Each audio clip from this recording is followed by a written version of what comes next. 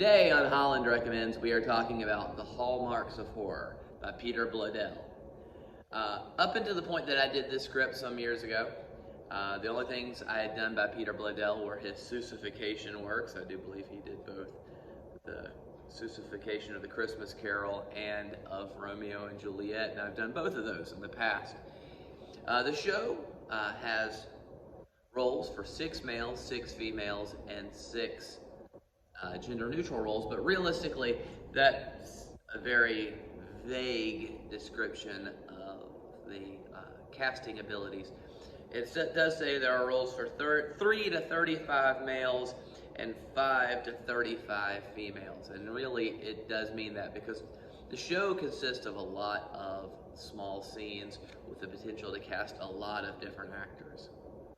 The show can be found on the PlayScripts catalog at playscripts.com, and the show's plot starts with a family sequence that shows just a typical cheesy horror story family enjoying breakfast, and then explains how if you just tweak certain aspects of that, it can be a lot darker, and that takes the narrators down the line of showing how horror movies work and all the tropes that are in horror movies, and they give examples of each.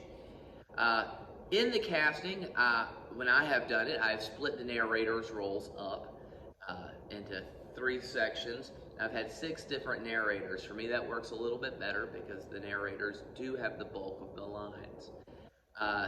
The little sequences in between are fun and really take some of the scenes take pretty advanced actors to pull off, because you're going to have to be pretty shameless to pull off the level of horror that is in this show.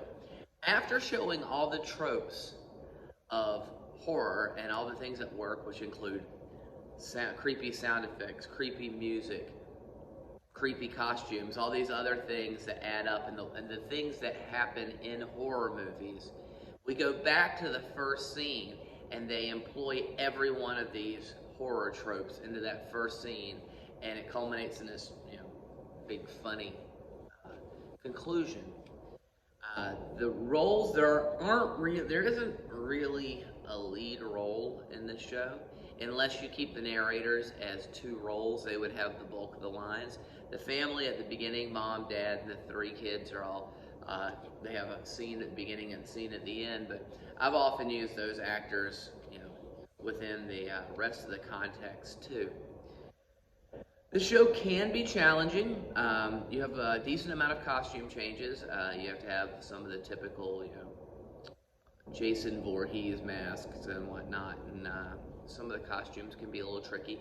There's a lot of sound effects and lighting effects, or at least you have to have the ability to disseminate one horror bit from another, and that can be tricky for some theaters, although we really enjoyed designing that aspect of it.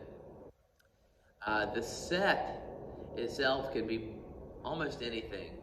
It does have the scene at breakfast where you really do need to have that out with the orange juice and everything, and that's important. But other than that, we used the entire theater. We flowed through our entire theater during the show and had scenes happening all over the place, lighting different areas of our theater.